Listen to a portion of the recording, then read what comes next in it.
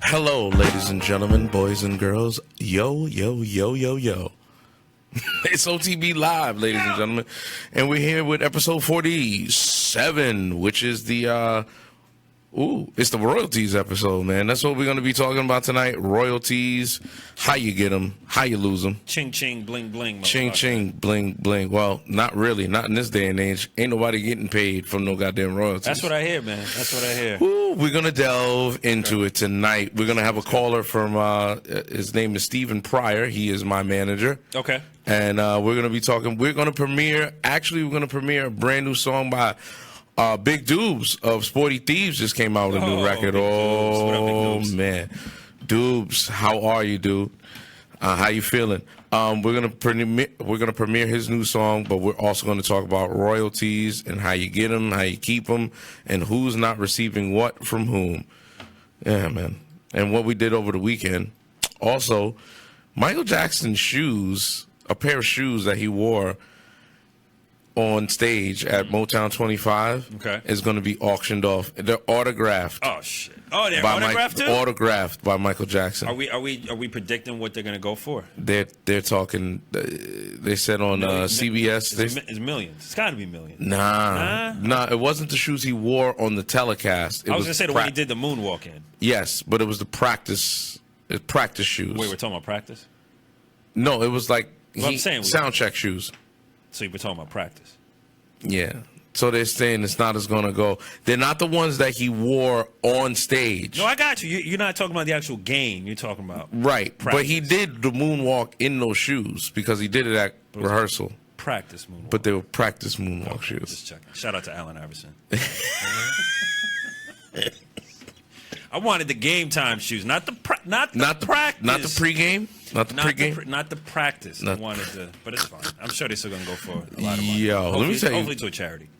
Yeah, hopefully. But they were talking about maybe up to awards like 60, 70 grand for those shoes. Yeah. I mean, dude, if I had the money, but they're the game shoes though. They're the practice shoes. I know. Yeah, if I had the money, I would still pay. I'd still drop $100,000 for a pair of shoes that Mike. $100K for a pair that Michael Jackson danced in. That got his foot sweat in it. Yeah, 100,000 seems low. Yes, I would. Low. If I was, seems low. If I was that kind of money, if I was that kind of money and that kind of person, and I love Michael as much as I do, and I love music and the history of it, yes, I would drop 100. I would drop 250,000 on those. Personally. Wow. And I'm speaking with money I don't have. No, of course. No, listen, of course, if we had $200,000, I wouldn't be sitting here. But if I was a billionaire, you know what, I would be sitting somewhere doing this, but but it would be in our own studio. But even if I was a billionaire, just to kind of put a cap on it, put a ceiling on it. Even if I was a billionaire, I wouldn't drop $10 million on it. You know what I mean? No. There's no point. There's still a ceiling. No point. I wouldn't drop $500,000. All right, I'm done. No. Yeah, I'm done. All right. So shout out to Nelson. He's in the building. Shout out to Nelson. Yeah. Nelson, what's going on? We're building our audience tonight. Ladies and gentlemen, boys and girls, we're going to be getting through a lot tonight. We got our top 10 independent albums. We're also going to be talking about royalties and how they changed over the years. Tomorrow night, I'll be hosting at Harlem Nights, so put that up if you can. Harlem Nights is located right on the corner of, I think it's 138th and 7th Avenue. Let me get you the exact address-ion. Yeah, man. You need some water over there, man. Yo, dude. Let me say, is it change of weather? What's going on over there, man? I got the chapped lip, so I'm just talking shit. Nah, bro. I got it's gelato. A little jelly. A little gelato is in my system right now. Right. Excuse me, folks. Yeah, man, this is going to be one of those nights. It might be a little bit, slow on the come up. Are you saying that there bro. might have been some participation in some green satisfactoriness? Brother, all the time, bro. But listen, it's 2361 7th Avenue, New York, right in the heart of Harlem. 7th Avenue is actually Adam Clayton Powell Boulevard. Yep. Those are the people who don't know. It's right on the outside of Strivers Row For all you in hipsters Harlem. out there. Yeah. All you out there that- thespians. Right. All you thespians out Call there. it the New Heights or whatever the fuck they call it. It's called No-Ha now. North Harlem. No-Ha. And I've heard it used by these pundits. Yo-Ha. Or No-Ha. Yeah, I'm not there anymore at that spot. Do what you're looking up. So tomorrow night we're starting at 8 o'clock. I'm going to be there before 8. We're going to be doing karaoke. Signing autographs? Man, haven't got to that point yet. Okay. And shout out to Polo. No. Oh. Yo, somebody asked me. They was like, dude, do you wear polo on every episode of your show? And I'm like, yeah, I own a lot of polo shit. Like, when I started, I was like, I'm going to wear polo every week. And now we're coming on. We've been broadcasting for more than a year. I've run out of shit to wear. Well, that just means you got to get sponsored by Polo, or start making some money from the show to buy some more Polo. Right, exactly. One or the other. I had a roommate in college freshman year. He wore Polo every day, and even crazier than that, there was a dude that lived in the same dorm in the same building, and he wore something orange every day. But it was always. It wasn't orange. It was always a variation of orange. No, it was typically the same kind of orange, but it wasn't just I'm gonna wear an orange hat or I'm gonna wear an orange shirt. He would have orange. He would have regular sneakers, but like the loops for the laces would be orange. You know what I mean? So he would just like throw it in like real quick. Yeah, he would get creative because when he first came to school, everyone's getting to know each other. No one's really paying attention to each other. But then after like 2 or 3 weeks, you're like, this motherfucker wears a lot of orange, and then you really start paying attention to him. And he's doing it like every subtle, but very subtle. That's dope. Book bag or whatever. I was like, oh, that motherfucker's thinking. Damn, I thought it was pretty cool.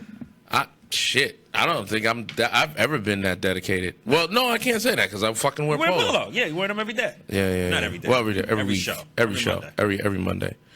So shout out to Ralph Lauren. It ain't low though. It ain't Ralph. It ain't Ralph though. If it ain't low, you ain't know. Yeah. He said sounds like a Busta Rhymes remix. Thanks a lot, Nelson. Jesus. Jesus. I think Yo-Ha. I think that's what he's saying is a Busta Rhymes remix, maybe. Yo-Ha. Oh, no, Woo-Ha. I know, but Yo-Ha would be the remix. What, Yonkers? Yo-Ha. Yeah, you high. Shout out to Jose Gonzalez. They're gonna be doing a dope art fest out there. Oh, that's what's up. Yes, just shout out to the Art Lab. They're actually gonna be guests on the Hangover Takeover. I believe next week. That's what's up, that's man. really cool. Oh, shout out to Anthony Ross Apostle Bailey. Okay, hey, Ross, man. Ross, fellow dread. I got the chance to speak to him tonight. He also has a co-working space down in South Yonkers. Nice. Oh yeah.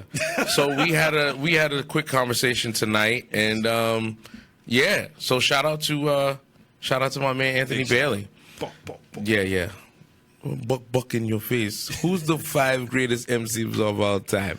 Dylan. I spit hot fire.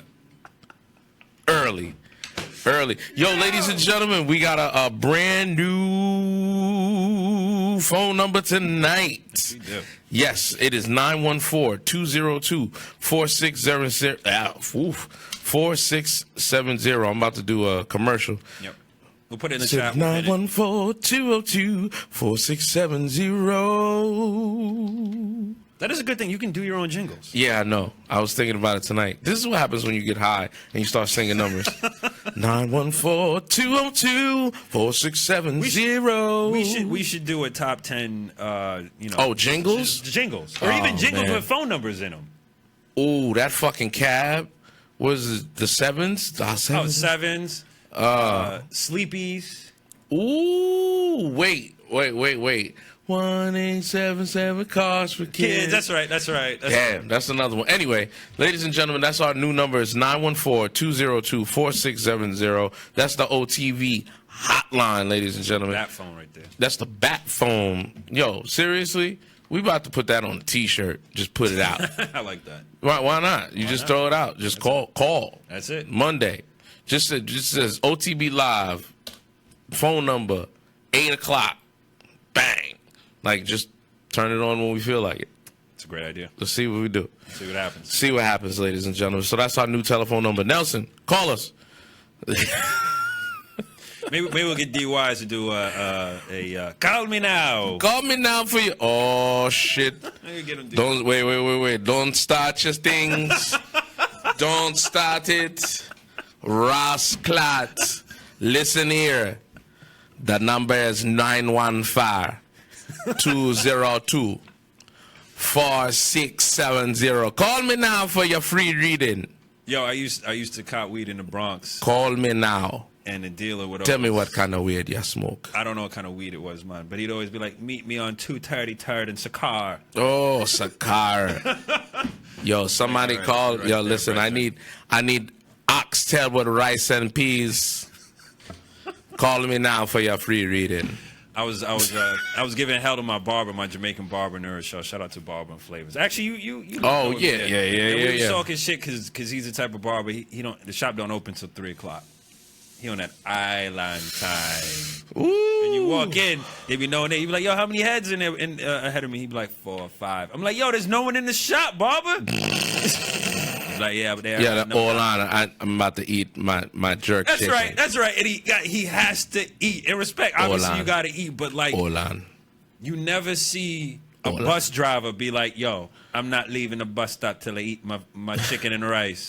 We're not going nowhere until I eat. We're not going anywhere until I eat my food. That's right. Everyone's on the bus late to work or late getting home from work or whatever. He's like, I got to eat my dinner. Yo, my favorite. Yo, remember when a guy was arguing with a lady on the bus? I think it was in Queens. It was an old Jamaican lady. And she was just, yo, what the hell was that? I gotta find it for you. Yeah. Yo, he was just like, yo, we all gonna be late. Just shut up and just ride the bus. Right. She's like, y'all ignorant.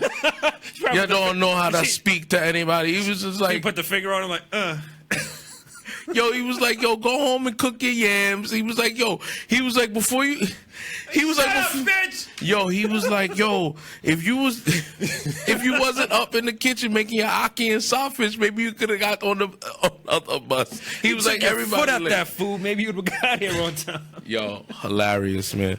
Yo, so let's get to the top 10 independent albums in the country before we get into the craziness, man. Let's do it. Ooh, ladies and gentlemen, I got my sound bar. Is my sound up tonight? Sound is up.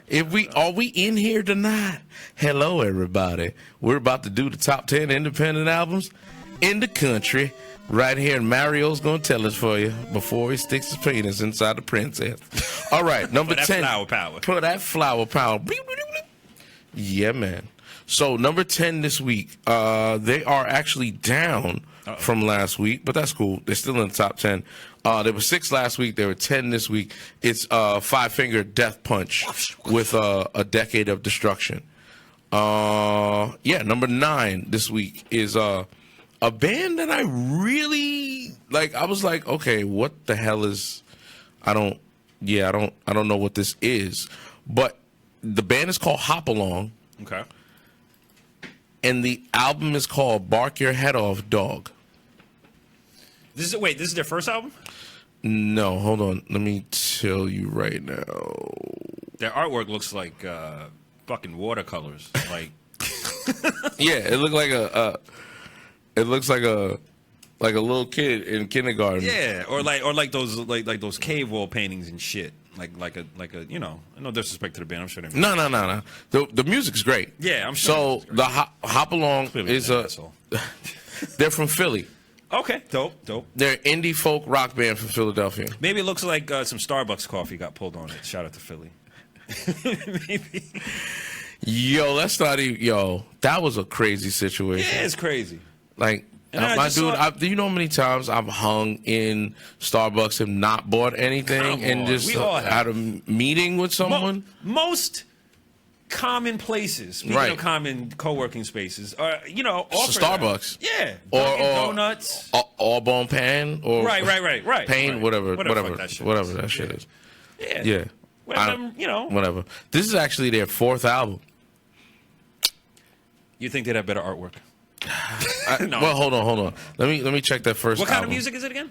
It's like folk rock, like they call it freak rock. Freak rock, like indie rock. Okay. Right. I'm not hip to it, but all right. Yeah, Bark Your Head Off, Dog. Right. I really liked it. I mean, it was good to me.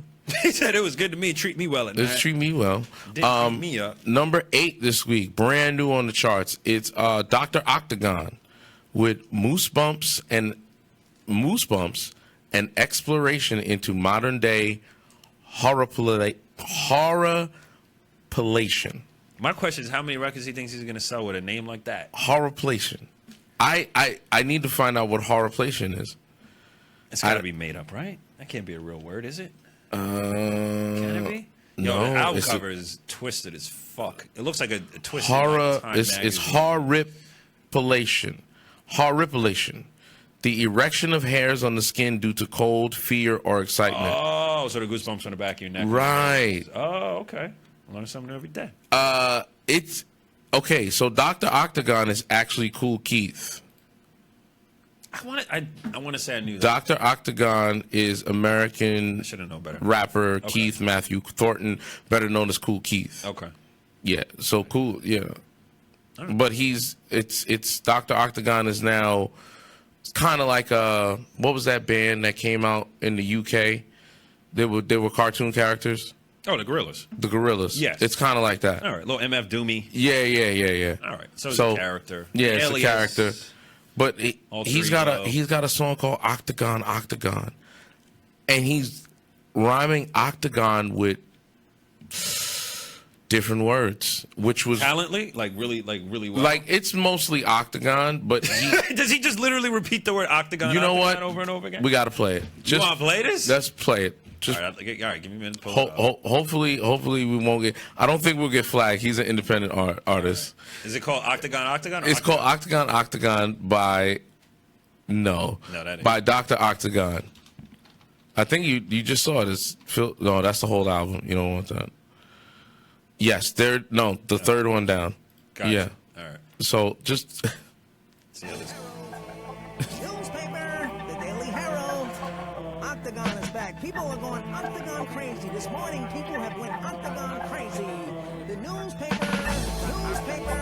People are delivering Kinda Slim Shady newspapers in beginning. your backyard. Octagon crazy. Yeah. Number one story today. Octagon. All right, I'm gonna skip. wait, no. Octagon to everybody Go so ahead. familiar. Octagon condoms with octagon tampons for women became a frenzy. Octagon Sounds like gasoline, Dr. Dre. people use it when their motors go empty. Octagon dog food with octagon cat food. All right, Did y'all I get it. There's a lot of octagon going on, a lot of 8-sided octagons going on. Yeah. He's talking And 8 diagrams. Yeah. It's I mean, It's not my cup of tea, but that's cool. it's not my cup of tea either. But I guarantee you, I'll find something on the album I like if I was bombed out of my mind. Of course. And aren't those really the Side- best songs? Shitty Yeah. albums when you're high or drunk and you hear that one song, you're like, that's my shit because I discovered it. Right. Yeah. Well, yeah. Well, You feel like you I discovered feel like I love it. Yeah, of course. Well, sidebar, I hung out with the drag queens again Okay. Sunday night. How they doing? We got boxed. Sounds like a good time. Yo, so Bella Biscotti, shout out to Bella Biscotti, was performing at Whiskey, I think it's like a new whiskey lounge on Central Avenue in Yonkers, actually. Very nice place. He was actually performing as Paul Vicente, which is his real name. He was playing guitar, and I missed it. I came through after. So then they were like, you want to smoke? And I'm like, well, I don't turn an opportunity down to go smoke. Right. All of a sudden, I walk into the house, they got everything out. The bong, the bowl. I was like, oh, All the shit. paraphernalia. Everything was out. Dude, Yeah. smoked the blue tangy. It was Tangy. then we went out after, and then we shut down a bar in Sleepy Hollow. See, if I smoked all that, I would have just passed out right there. Nah, man. Once you get over the feeling of that you want to go to sleep, Right. Lit, huh? All right. Sounds like a good time. So what kind of trouble did you get into? Are you allowed to say it on the Facebook waves? yeah, there was a young lady that we met there. She was there by herself. That doesn't sound like a good story. She was kind of, I don't know. She was looking for something, and I don't think. Did she find it with you guys? I don't know if she wanted to get into that position. Wow. There was another lady there that had just broken up with her girlfriend, Uh-huh. and she was staying at I'm not going to say the establishment, but she was staying in that hotel in Terrytown. And one of the people that happened to work there, she was getting off, and she just made sure the lady got to her destination. And, Right, makes sense. That's what right. And she was hanging out and making sure that she got her Uber back to the hotel. Right. So, and it was so crazy because we showed up with 4 of us, and then one guy was just like, I live down the street. He just left. He was like, I'm not a part of this. He dipped. Yeah. And went home and went to sleep. It's like James Wood in what's the movie? Scary Movie. Oh, when yeah. He's like, oh shit, I'm not dealing with this shit. Yeah, pack it up, guys. Yeah, it's over. It's over. Yeah. So then I saw another person that I did karaoke at Bennigan's. Mm-hmm. That's a long time ago. There was a Bennigan's in Yonkers, New York, on Executive Boulevard, where the Applebee's is or used to be. Yeah. I don't know if it's still down there. That's back in like 99, maybe 2001-ish. Wow. Yeah, so it was a good time all the way around. But back to the top 10 independent albums. We always always going off on tangents. Number 7 this week, down from number 3, is Nightwish with Decades, their best of album. We got some good joints on here. Next one is a dope album, Connected and Respected. It's E40 and Be Legit. Well, everybody know who's E40. Yeah. I'm not that familiar with Be Legit. Be Legit he's from Vallejo, California. Another West Coast rapper. Yeah, another West Coast rapper. He's been out since 1988. Oh, then I'm late. Yeah. He was signed to Jive. He was actually signed to Jive the same time that Too Short was. So he's collaborated with E40, Celly Cell, Master P, Too Short, Scarface, Snoop Dogg, C Murder, Bushwick Bill, Jadakiss, Daz Dillinger, Corrupt, Styles P, The Federation, Mystical, UGK, Mac 10, Keek the Sneak. Wait, this is all on one album? Yo, no, this is what the collaboration he's done over his career. Oh, okay. Rick Rock, Young Buck, The Loonies, everyone. Paul Wall, and the late and great Mac Dre. He's done songs with everybody. Yeah, man. Yeah. So now he's on one with E40. Yeah, collaborative album called Connected and Respected. Gotcha. Check it out, ladies and gentlemen. Everybody's asking me, well, there's no music to listen to. There's a bunch of shit. Always. Trust me. Number 5 this week is Camelot, and their album is called The Shadow Theory. Now, Camelot, how should I describe them? They're like a heavy rock band with like strings and fucking like it's like arena, orchestra? like an orchestra. It's like arena rock. Arena rock. Okay. It's like arena rock. Yeah. But like very heavy. Okay. But There's like a lot of reverb. A lot of reverb, and it should be like a horse, like a man on a horse with a fucking like a knight. Like Is there a lot of pyrotechnics? It's probably so. Does this take place in medieval times? Yo, it sounds like it, but it's like, you remember A Knight's Tale, that movie, and they did all that classic rock and put it like, yes. But they updated it, like a little electronic, a little heavier. That's kind of the area that you're dipping in. I could do it, but I got to be in a real special mood. You got to be up. You got to be smoking a sativa. Yeah. Anyway, number 4 this week is Kylie Minogue with Golden. Oh, shout out to Kylie. Yeah, man. She's a woman of a certain age. she was big in the 90s, right? Was she big in the 90s? When was she big? Her first hit was, you remember the Locomotion remake? Oh, right. Locomotion with me. That was her. That was like 88. That was like, that was one of my jams. Then she had a resurgence in the 2000s. Because she had, I just can't get you out of my head. Not ringing a bell. Come on, man. Oh, yeah. Just as you ended off. Yeah. Like, she came out around the time that Gwen Stefani was doing her. They kind of sound similar. But Kylie's looking good. She got she has a song out with Genta DeZona. Okay. Which is one of the guys from... What's that Enrique Iglesias record with Sean Paul? You heard that? I one. have heard it. Right. That's one of the guys that's on that record. Gotcha. Spanish artist. She got a record with him. Big. I just looked. It's already got 2 million views. Wow. And it just came out like 3 weeks ago. Yep. It was crazy. So she's winning. Good for her. Kylie Minogue. Shout out to Kylie. Was that Arena Rock right there? Is that a symbol of Arena Rock right there? There you go. Ladies and gentlemen, your challenger, the standby gypsy. It's today challenge day. Ladies and gentlemen, your challenger for today, the standby gypsy.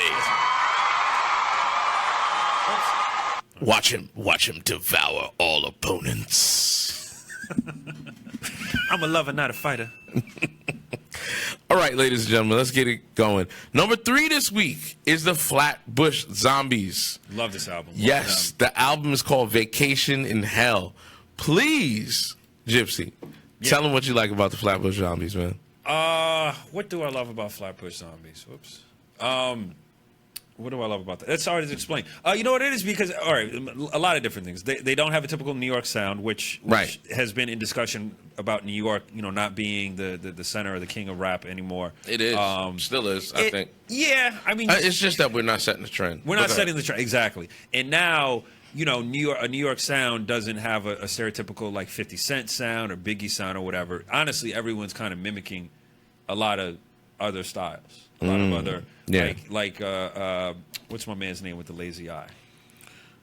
What are you talking about, Fetty Wap? Yeah, Fetty Wap. He don't have, that's not a lazy eye. He has no eye.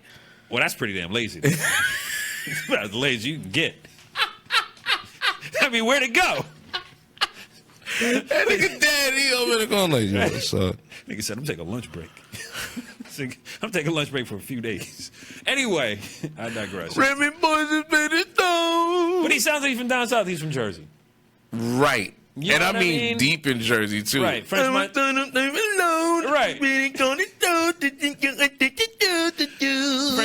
you would think he's from Miami. He's from, where's he from, Brooklyn? Who, French? Yeah.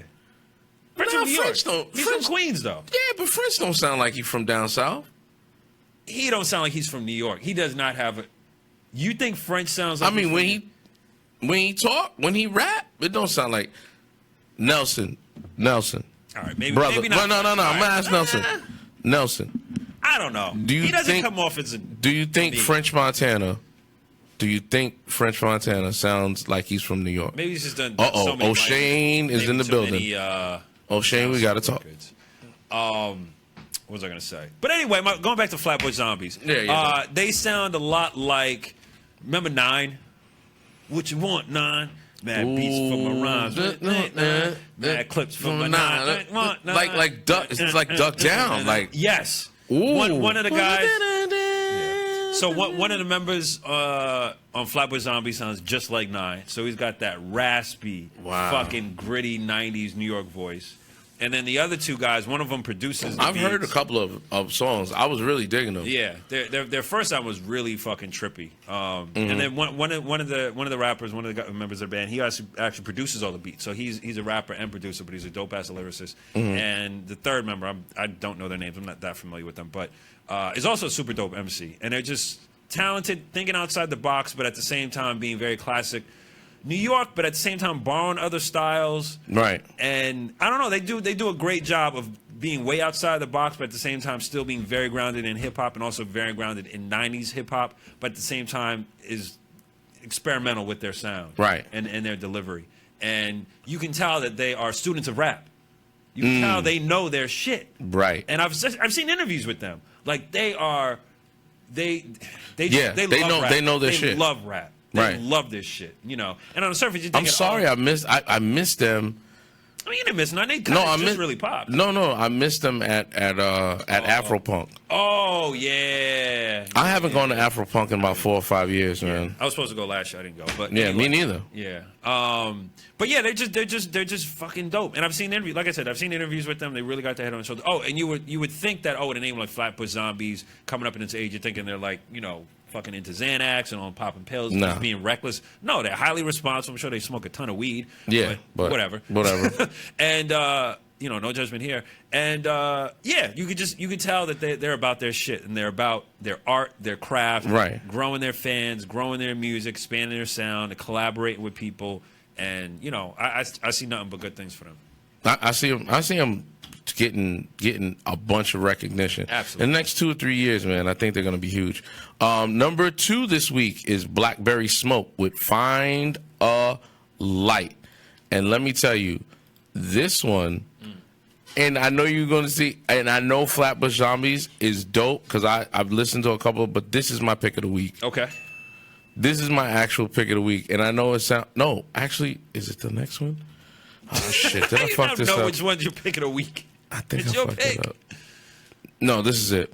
Blackberry Smoke. They're a Southern band, but they're really like country rock, like Southern rock, but they sound really, really good. It's like kind of like Zac Brown band. Okay.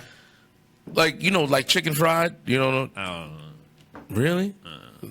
Girl, I'm a chicken fried. Cold beer on Friday night. Is that a KFC commercial?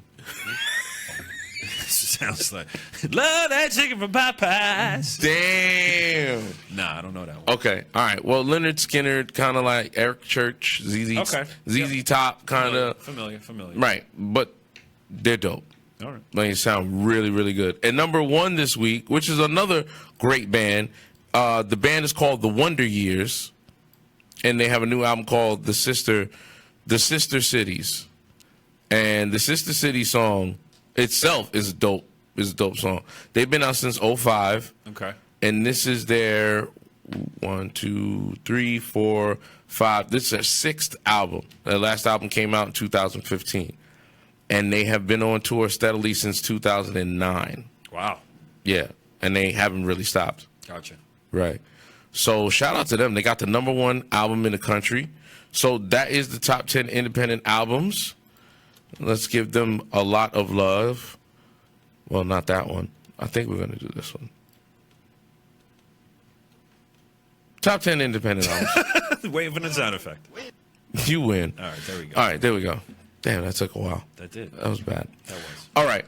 So we're gonna dive into it. We got a phone call coming in about 2 or 3 minutes, y'all. We're gonna talk about royalties, how they are calculated, how, when they tell you the money is caught up in a pipeline, what the hell does that mean exactly? Because I have no idea how royalties work Man. whatsoever. It seems very complicated. You think so? And obscure. It just seems like I remember as a kid, I didn't even know how airplane tickets were bought. I was like, do you bring all that money to the airport? How does that work? It just seemed like a magical transaction, very similar to this. I don't know how it works. How does it work, dude? All right, hold on. We got some charts. Oh shit! Motherfucker brought out graphs and shit. You need to turn down the lights. What the fuck? I'm sorry, bro. We're gonna kind of delve into it. All right. All right. Please pull up the, if you can, please pull up the, where the comments are, please. I got to see who's talking. Got to see who's talking. Let's see who's in the chat room as well. Shout out to my girl. Tawana Joe, if she's still watching. Hello, baby. Danny's here. How can you get permission to record an English cover in Spanish by means of translating a song that's recorded in English into Spanish? Fuck you, Danny. What's he talking about? What's he talking about? He's being a dick. That's what he's doing. That's exactly what he's doing. All right, I'm going to pop that into the Dropbox. All right, so let me just give you a real quick synopsis on how royalties are tabulated. Okay. So you have a publisher and you have the writer. Okay. Those are the two people that are there. Usually the publisher is usually not the writer of the song. Okay. Or vice versa. Okay. So those are the two main pieces to a song. Publishing and the writer, which is, mechanical, and the other one is like physical royalties. Oh my God, why did I pick such a? I don't know. Jesus. I know where your heart was with this. Yeah. I wanted to break it down easily, but then might be kind of I wish I knew more about it, and then you know what? Kind of have a back for the I think we're gonna have to touch on it, and then we're gonna have to open it up for. Okay. Because I'm thinking to myself, damn, we can't do this. Danny says he's serious about the question. Hell no, you can't be serious. There's no way. There's no way. All right, go on to guests. It's under guests. How the music biz is tabulated. So look at this. You got the songs, right? So you're gonna keep this up. Yo, dude. Yo, I want everyone to call in and kind of like make fun of D on this chart because this is ridiculous. And I'm not even saying that this shows how complicated the music industry is. It's not that complicated. I don't know. It looks pretty complicated to me. Oh man. Anyway, let's do it. All right. So, all right. Is there a better one? Hold on, man. I gotta look. I gotta look at the This is your middle segment, bro. It is my segment. I'm trying to find. I understand how it works. I don't even know where to begin. This feels like a game of shooting ladders. Like, what the fuck is this? All right. You know what? I got a better one. I got a better one. I got a better one. I got a better one. Okay. We're gonna show this one because I just looking at that. I don't even know where does it start? All right. Writers, songs? Yeah, songs. That's where it starts. All right, pick the second one. That's what we're doing. Put it up. I'm gonna get through this. I swear to God, I might be high as a kite, but I know what the fuck I'm talking about. Jesus, and you're high. Yeah. This is gonna be great. This is gonna be fucking great. Much better, right? Yeah, but buckle in your seatbelts, ladies. Buckle in your seatbelts. I'm taking a fucking hit of this gelato right now. Oh yeah, that's right. Don't sabotage this segment anymore. Then it already is? Of course not. Fuck you talking about? All right, listen. All right. So, number one, you have the writers, right? Okay. That encapsulated comes with whoever recording. So, I'm going to take you, Gypsy. Okay. You're about to release a song. Let's take one song. Let's do it. Right? Yep. So, Gypsy's coming out with a song called Gypsy Juice. Gypsy Juice. Yep. So, Gypsy Juice is composed, written, produced by Gypsy. Okay. Gypsy Juice is the song now. Okay. It's not just you wrote it. Right. Because you can write a song. Write the words and the notes. And give it to somebody and they record it. Okay. Two different. But you're still a writer. Okay. So that's why it's two separate entities. That's why it said writer and publisher. You remember on the other one? I do. That's why it's separated like that. Gotcha. All right. So when you go to record the song, right? You have recording and you have performance. So performance royalties and recording royalties. Two separate entities. That's why they're going in two separate directions.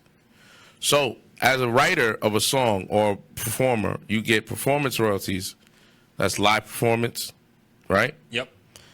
And that's also other people performing your songs live because they can be recorded or streamed or whatever. That's in and of itself. That covers performance royalties. I understand. Right. Now, the difficult part is going into the performance royalties, recording royalties. So you have the recording. Copies and licenses, that's why it's going out the window. Because you can... Oh, is that where that arrow is pointing, out the window? Well, because that's a separate entity. I see. We don't want to go into that. Okay. I want to talk about royalties in and of itself. It's the payment that you receive from whatever recording you put out there. So performance of this recording, recorded performance, right? Royalties and licenses. That's the main thing that comes down to it. So you have mechanical, which is the actual workings of the song. Mm-hmm. And then you have performance royalties. Those are the two royalties that you have. So now you can take it. Now we can go back to the difficult one. Oh, you want to go back to that? Yes. Oh, my God. Yeah, Jesus. All right. So pretty much everything that goes down to the main one, the big one. So my eyes hurt just looking at it. I'm just going to break it down really quickly. There's people watching. All right. So you have the writers. I'm trying to melt their eyeballs, too. The publisher, right? Okay. Which is the retainer of the song. So let's say Gypsy Juice comes out on Def Jam Records. Gypsy Juice is about to drop on Def Jam. Oh yeah. You don't have all your publishing rights. Why not? Well, I'm just saying, just for the case. All right. So the publisher is is the record company, right? Or the publishing company that you sign with. Could be a different. You could have a publishing deal with Warner Chappell, but you're signed as an artist to Def Jam. Okay. Doesn't matter. Doesn't matter. All right. So whoever has your publishing, that's where you get paid from. And the writers, all the stuff that's in the middle, those are all the entities that is collecting your money from different royalties. So that's why it's all over the place. Okay. So that's why you got online retailer, physical copies, which is so small now because physical copies are no longer, in the norm. Online retailer and the record label, because the record label does other stuff with your music as well. Okay. They lend it out to, commercials, which is why the arrow was pointing out there, out the doorway, because that's another entity that you can. But just on royalties alone, the record company is going to pay you the royalties. And this is one of the reasons why it takes so long for people to get paid. Wait, huh? Yeah, exactly. So I just want everybody to look at this chart that we put up and how difficult it is to get paid as a performer, as a writer. Listen, I could see why motherfuckers be going broke, especially if they spend all their upfront money up All right. front. Yeah. So I mean, I wish if we can get this gentleman on the phone. He's going through, my manager's name Stephen Pryor. He's actually going through a battle with the record company as of right now. Oh, wow. Okay. Because he recorded a song back in the 90s called Stars Are Shining, and it became a hit outside of America, which is another whole, to get royalties outside of America, you got to make sure that whoever's handling your publishing knows to check the outside markets. I was going to say, yeah, right. It has to know international. Right. You got to know international law. Okay. So that's what we were waiting for.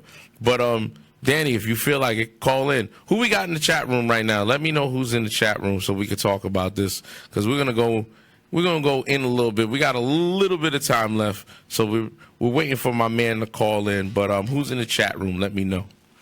But yeah, man, it's so crazy because now what the record companies are now signing artists in a 360 deal, which they have a certain name for it. Let me see if I can look it up, but I'm going to talk about it I remember anyway. 360 deals. They were the thing. They were the trend, and then they became the enemy. People were just saying, if you sign up for a 360, you're giving away, you're selling your soul.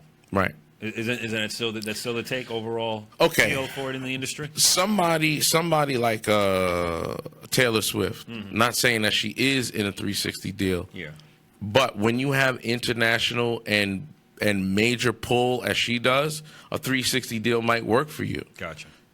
Because you have to spend a lot of money to take care of a lot of money. Mm-hmm. So when somebody like an international superstar like Taylor Swift, whether or not you like her music or not, right, her brand alone, they say Taylor Swift is dropping an album. Pandemonium sets in. Right. People are clamoring to get it. So now when you're selling that many units, you need a bigger company to handle everything. So in the industry, I'm going to read you, in the music industry, a 360 deal is I think we went dead. No. We might be coming back. No, we're still on. Yeah. Is a business relationship between an artist and a music industry company. The company agrees to provide financial and other support for the artist, direct advances, as well as support in marketing, promotion, touring, and other areas. In turn, the artist agrees to give the company a percentage of an increased number of their revenue streams, often including sales of recorded music, live performances, and publishing, and more. So now you're not getting an advance on an album. Okay. Like somebody like Taylor Swift can get a $20 million deal for 3 albums worth of touring and merchandise. It's better for those long-term contracts, right? Long-term deals. On those, but that's deals. if you're pull. If you got that kind of pull, and you got the guarantee set in place, and you have the leverage to get better. It's all a numbers game. Yeah. If you can guarantee that these people are going to make this amount of money in this amount of time, that's right. They're going to take your face and plaster it all over everywhere. That's right. You know? That's right. So now it's kind of like if you want your brand to keep moving forward, a 360 deal might be for you. But an upstart, somebody that, can, boom, spreads like brush fire. I don't think a 360 deal would be good for somebody like Cardi? No, Cardi's different, man. Cardi is now. She is 360. She's everywhere. She's everywhere, and that comes from. I don't think it was the record label. I think it's the people that was behind her. Most of the people that are in the industry today, from a business standpoint, whether it be a management or PR firm or anything, they've all worked in music industry. Gotcha. Like most of the people that are in PR firms worked in the music industry, so they know the inner workings of everything anyway. Gotcha. It's just a separate entity. But now royalties is what I'm trying to get into right now. A 360 deal, they get a chunk of everything. That includes live performances, royalties, anything. But they're giving you a large sum of money up front. Okay. And then you collect money on the back end or whatever. But the contract is they pretty much own everything. That's including if you want to do film, movies, all that stuff. Any imagery. Why do you think Taylor Swift came out with this? Now you can be part of her fan club. You get a box. You get a fee, like 3 VIP tickets. You get to sit. You get That's to her talk getting to her. Money outside of the deal. No. This is part of the deal. Oh. Like you send in. It comes with a fucking book. No, but I'm saying, is this Taylor's attempt to make money outside of? No, I don't think. I don't think so. Okay, I don't know. So what he said. What is the messaging behind it? Why do you think she did that? I think it's going to make her brand last longer, because now you're getting into now the top tier fans want to pay $3,000 to come see you. Right. $3,000. Right. Damn. They're reselling right now for like that much or higher, $6,000, $5,000 for VIP tickets. Like you get to meet her and. Sit in the front row. And is there anyone you would spend $3,000 to see? There's got to be someone. I would pay $3,000 to see Michael Jackson if he was still alive. Yes, so would I. $3,000. But all right, so back to a traditional deal with the calculations from those two entities, mechanical royalties and live royalties. So I remember back in the day there was. When the Locks had their problem, that's when I really started studying how do you get paid from, music. So people from YL getting shafted. And he was like, yo, the shit is caught in the pipeline. It's caught in the pipeline. Okay. And I was trying to figure out what the fuck the pipeline was. Right.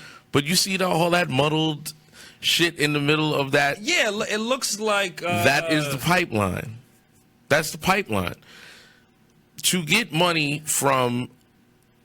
online retailers, physical copies, record label doing their thing. You got videos and records, like digital recordings, videos. You got broadcasters and everything else. Ad space is so it's like you got a radio station. Radio stations sell what? Time, right? Mm-hmm. They sell ad revenue. Mm-hmm. So that's why you hear the songs in rotation all the time, because that's going to keep your membership, your listeners up, because that's what's being played. That's what wants to be heard. So the ad revenue then pays for the online, not online. The ads generate revenue at the radio station, right? Mm-hmm. So the radio station says, well, this is how many spins you have. You know what I'm saying? Which generates into how many people want to buy the record. Right. You know what I mean? Right. So it transcends into, spins equals records, so on and so forth. Right. That's where you get your money there. Physical copies, you still got Walmart, Target, you still have those places. I mean, you go to other places where a lot of people don't have internet access, which everybody should. Right, but it's not. It's not everywhere. It's not ubiquitous. Yeah, yeah. So when you go to places where people still, I don't think people still buy CDs anymore. I think they do in Middle America. Yeah, they might. You know? Yeah, Middle America. But we're talking as a New Yorker. I haven't bought a CD. The last CD I bought was Justin's, not this album, the album before this. I wouldn't even know where to buy a CD. Well, Best Buy, I think, just took them out. They took them out. I think they're phasing them out. Okay. Target still has them. I think Walmart still has them. Okay. There's still people out there that still buy physical copies. I feel like you can get them on. You can get them on the waiting line at Marshall's. You know, the impulse buys. Yeah, impulse buys and shit like that. But yo, be right back. Yeah, no problem. So when you get down to it, so all those streams, all those revenues, they all get put into a pot. And that pot is then distributed out to different entities, whether it be, you yourself, which is very limited. The revenue ends up going back to the record company because they have to siphon off whatever they spend on you in order to stay afloat, is what they say. I've seen deals that still are taking out free goods, which means promotional items, promotional CDs, things of that nature. They actually make you pay for those items. A lot of people don't know that. But now a lot of that stuff has been phased out because now they just tell you a promo package or a promo deal or whatever, which means that they're going to be handing out pictures of your face and stickers or whatever they feel deemed in marketing. So they're going to give you a marketing budget, which they siphon off too. And the record industry only get paid, I think, 4 times a year? I think it's quarterly, if I'm not mistaken. So you really have to wait to get paid from each and everything that you do in the record industry. So the royalties is in this pot. We're going back to the pot. So stick with me with the pot. So now you have, some of it's supposed to be going to you, which is very limited.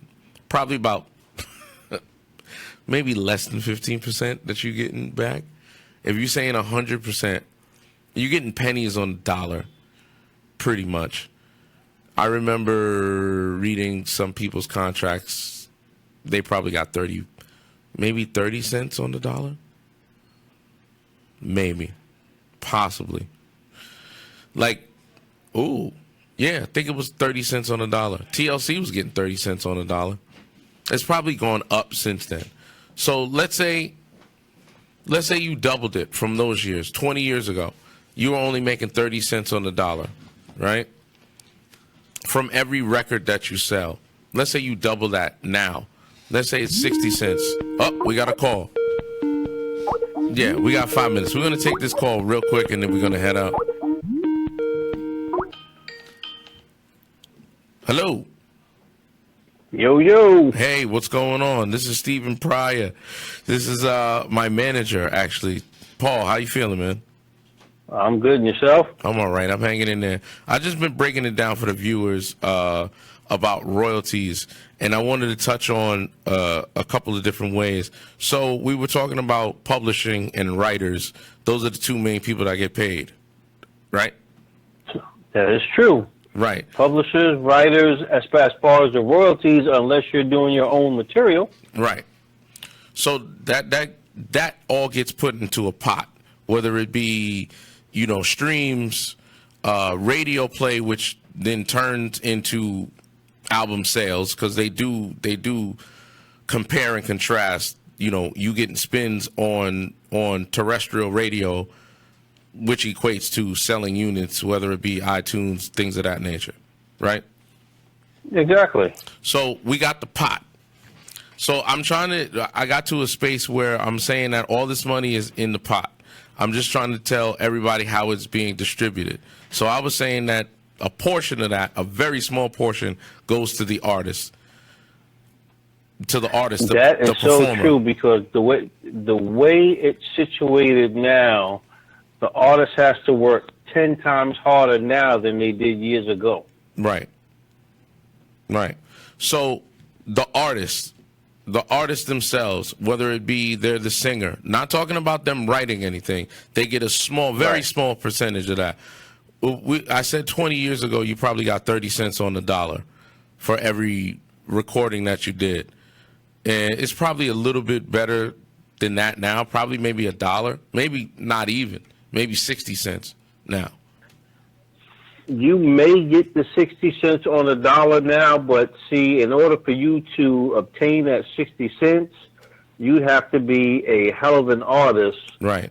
With a huge following and a lot of record sales. Right. Because I remember back in 2001, they were saying that Michael Jackson was only making $1 like 20 or $1.30 or something off of each record he was selling. And that's because he was Michael Jackson. In actuality, Michael Jackson was getting, believe it or not, when you were doing, just say, an argument's sake, a CD back then was going for $15. Right. Michael Jackson was getting $1.75. Wow. But that's because of who he was and where he came from in his background. Right. See, the difference with Michael Jackson and other artists nowadays is Michael understood the business to where he knew that he had to own everything that he made. Right. Which a lot of people can't pull. They can't pull that. Right. Right. Whereas now, your artists that you have coming out now, they don't own their own copyrights. They're singing somebody else's song. Right. So the person that wrote the song is getting paid. Right. The person that produced the song is getting paid. Which is mechanical royalties. But you as the singer, you're getting recognition for singing the song. Right. And you get performance royalties, but nothing else. Where's your money at? So you got to figure. The singer has to be on tour, constantly moving around from city to city in order to make any real money. Right. Well, listen, we got to let you go. We're going to wrap it up over here. We're gonna have to have a whole conversation here at the studio about this because we got to go in depth. Thank you, Paul, for calling in. Ladies and gentlemen, make sure you check him out. You can find him on LinkedIn, right? Right, Paul? LinkedIn, YouTube, Facebook. I'm with all of them. All right, man. All right. Well, thank you for calling in. We're going to wrap it up over here. So, Gypsy, so it's so crazy. Now you have the streams, which people are getting paid even less than that of royalties. So let's say 140, what is it, 129 for a song on iTunes? Right. Is it, if that much? I don't know. Yeah, I think it's 129. So an artist that's signed to a major record label is probably making 40, 50 cents off that. Streaming-wise, they're making less than a penny. Wow.